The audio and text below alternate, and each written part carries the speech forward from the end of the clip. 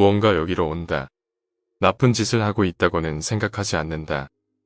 단지 창밖을 망원경으로 보고 있을 뿐이다. 근처에 집을 엿보거나 하는 게 아니니까 괜찮잖아. 언제부터 왔을까? 이따금씩 밤에 혼자 있을 때면 아파트 베란다에서 망원경을 통해 강 건너편의 번화가를 바라보곤 한다. 관음증 같은 것은 전혀 없었지만 이것은 습관이 되었고 지금은 나의 가장 큰 즐거움이 되었다.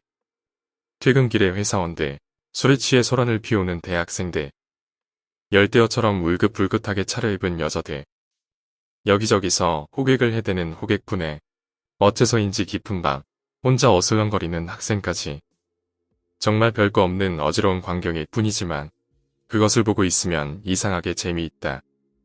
어쩌면 수족관 속의 물고기를 보는 것과 비슷한 기분일지도 모른다. 방에 불을 켜놓으면 내가 망원경을 들여다보는 것이 보일지 모르기 때문에 관찰을 할 때는 방에 불을 꺼놓는다. 어둠 속에서 베란다에 나가 혼자 술을 마시며 망원경을 들여다본다. 다른 사람들이 보면 기분 나빠하겠지만 나는 이 취미를 그만둘 생각은 전혀 없다. 그날 역시 나는 맥주를 마시면서 한가로이 베란다에서 밤바람을 쐬고 있었다. 어느덧 시간이 꽤 늦어졌지만 종종 사람들은 지나간다. 오히려 재미있는 것을 볼 수 있는 시간대는 대체로 사람들의 왕래가 줄어드는 심야 시간이다. 술에 취해 싸워대는 것은 몇 번씩이나 봤었다.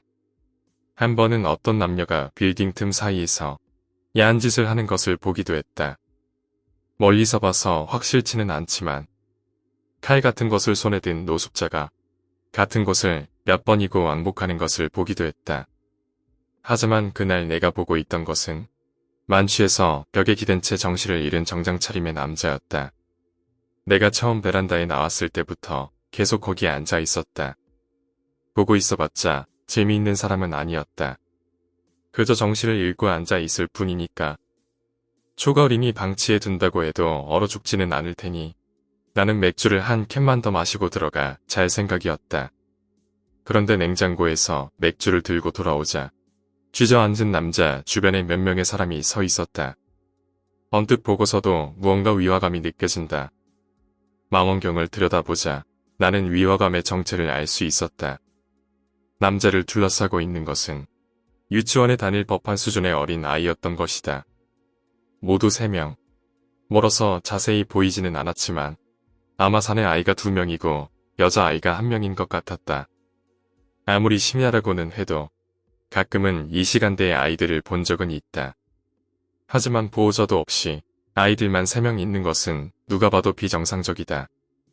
아이들이 술에 취한 아버지를 마중 나왔나 생각도 해봤지만 지금 시간은 새벽 3시 반이다.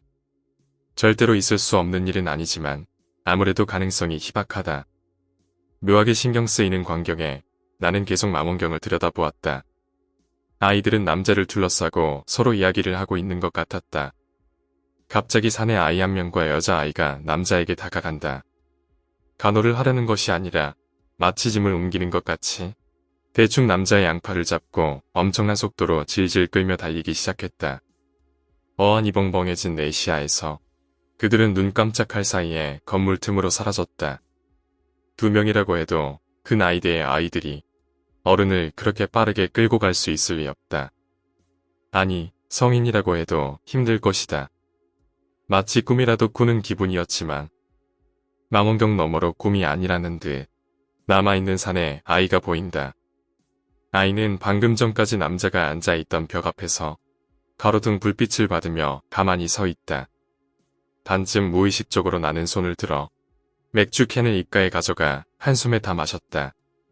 입안에서 튀는 탄산의 감촉과 알코올의 맛, 코끝에 느껴지는 독특한 향기, 목을 미끄러져 넘어가는 차가운 액체의 느낌. 모두 꿈이라고 생각할 수 없을 정도로 현실적이었다. 나는 마음을 가다듬고 땀에 젖은 손으로 망원경을 다시 잡았다.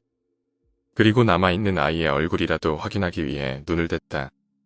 가로등 아래에는 어느새 또 3명의 아이가 모여있다.